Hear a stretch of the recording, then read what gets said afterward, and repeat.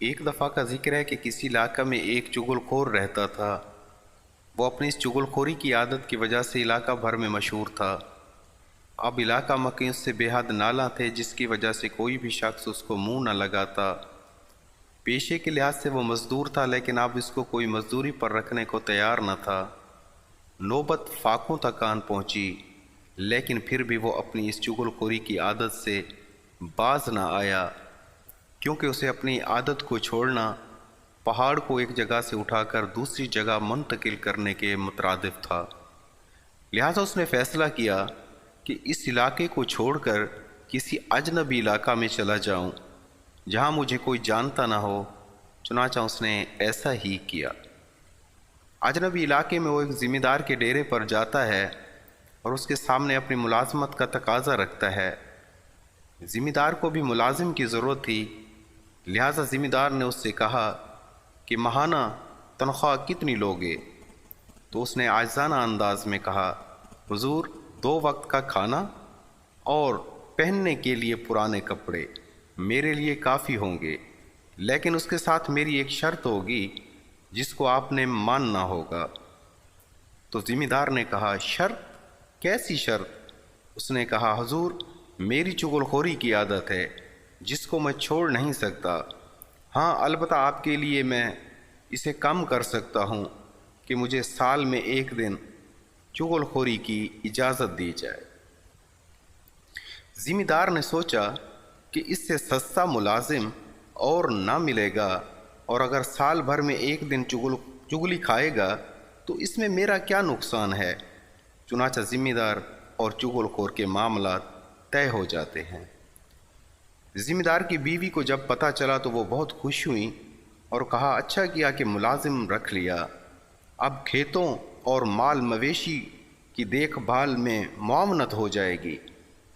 چغل خور کام کرنے لگ گیا۔ اس کے کام کو دیکھ کر ذمہ دار بہت خوش ہوتا اور اس کو شاباش دیتا۔ اس طرح سے وقت گزرتا رہا اور سال پورا ہو گیا۔ آج چغل خور دل ہی دل میں بہت خوش تھا، کیونکہ آج اس نے اپنی عادت کو پورا کرنا تھا۔ کس طرح پورا کرنا ہے اس نے پہلے سے پلاننگ بنا رکھی تھی۔ ذمہ دار کی روزمرہ مصروفیات کچھ اس طرح سے ہوتی ہیں کہ وہ صبح سویرے کھیتوں میں کام کرنے کی گھر سے چلا جاتا، بیوی ناشتہ تیار کرتی اور خود ناشتہ لے جاتی اور دونوں مل کر ناشتہ کرتے، اور ملازم یعنی چغل خور مال مویشیوں کی دیکھ بھال میں مصروف ہوتا، اور ضرورت ہوتی تو کبھی کبھار ذمہ دار کے ساتھ کھیتوں میں کام کے لیے بھی چلا جاتا۔ آج بھی کچھ ایسا ہی ہوا کہ ذمہ دار کھیتوں کی طرف چلا گیا۔ اس موقع سے فائدہ اٹھاتے ہوئے چغل خور ذمہ دار کی بیوی کے پاس جاتا ہے اور اسے ہمدردانہ انداز میں کہتا ہے کہ دیکھ بہن، تو مجھے اپنی بہنوں کی طرح عزیز ہے، اور میں نہیں چاہتا کہ آپ کے ساتھ کوئی ناگوار واقعہ پیش آئے۔ اس پر وہ چونک پڑی اور کہا، کیا مطلب؟ میں کچھ سمجھی نہیں۔ تو چغل خور نے کہا کہ بہن، تیرے شوہر یعنی ذمہ دار کو کوڑھ کی بیماری لگ گئی ہے جسے اس نے تجھ سے چھپایا ہوا ہے۔ وہ کہنے لگی، نہیں ایسا نہیں ہو سکتا۔ تو وہ آگے سے کہنے لگا، ہو سکتا نہیں بلکہ ایسا ہو چکا ہے۔ ذمہ دار نے آپ کو دھوکے میں رکھا ہوا ہے، اور اگر یقین نہیں آتا تو آج جس وقت آپ اسے ناشتہ دینے کے لیے جاؤ تو اس کے ہاتھ سے پکڑ کر اس کی کلائی پر اپنی زبان لگانا۔ اگر نمکین معلوم ہو تو سمجھ جاؤ کہ اس کو کوڑھ ہے، کیونکہ کوڑھ کی بیماری میں جسم نمکین ہو جاتا ہے، اور ویسے بھی میرا اس میں کیا لینا دینا؟ میں تو آپ کے بھلے کے لیے کہہ رہا ہوں، آگے آپ کی مرضی۔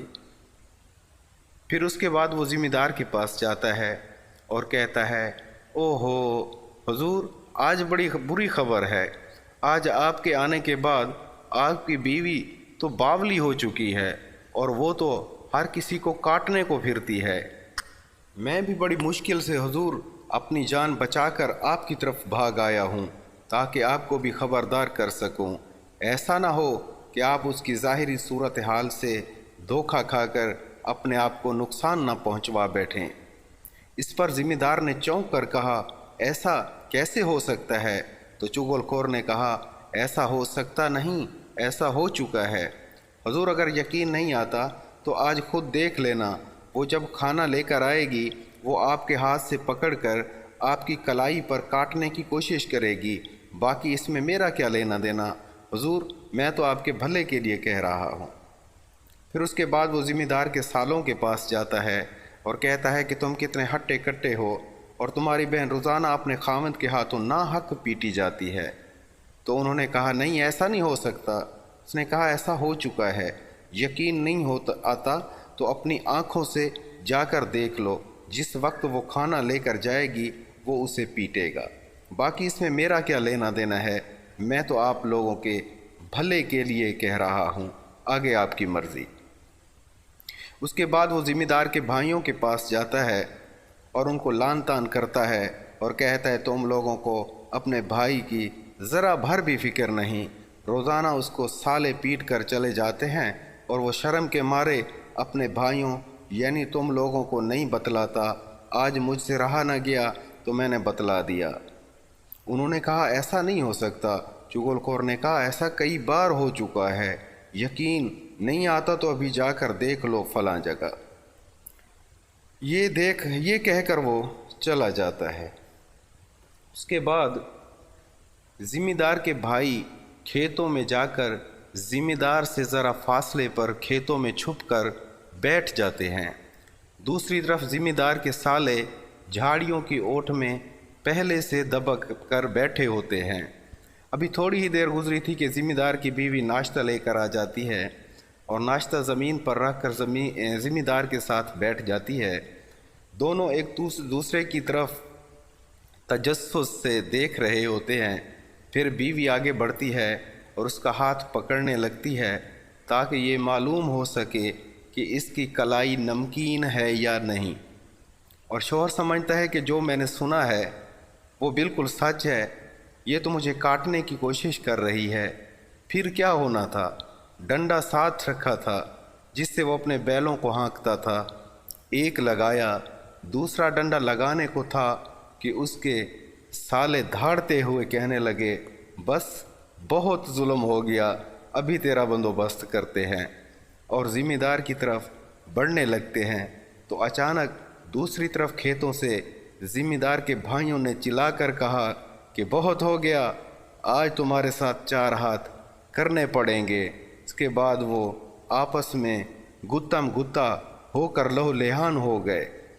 لیکن اس موقع پر نہیں تھا تو صرف چغل خور، کیونکہ وہ روپوش ہونے کے لیے کسی اجنبی علاقے کا سفر کر رہا تھا۔ ناظرین، اگر وہ چغل خور آپ کے علاقے میں رہ رہا ہے تو اپنا خیال رکھیے گا اور ساتھ ساتھ دوسروں کو بھی خبردار کر دیجئے گا، ورنہ آپ بھی۔ سٹوری اچھی لگی ہو تو چینل کو سبسکرائب کر دیں اور ساتھ بیل آئیکن کو آل پر کر دیں تاکہ ہماری ہر آنے والی ویڈیو آپ تک پہنچتی رہے۔ شکریہ۔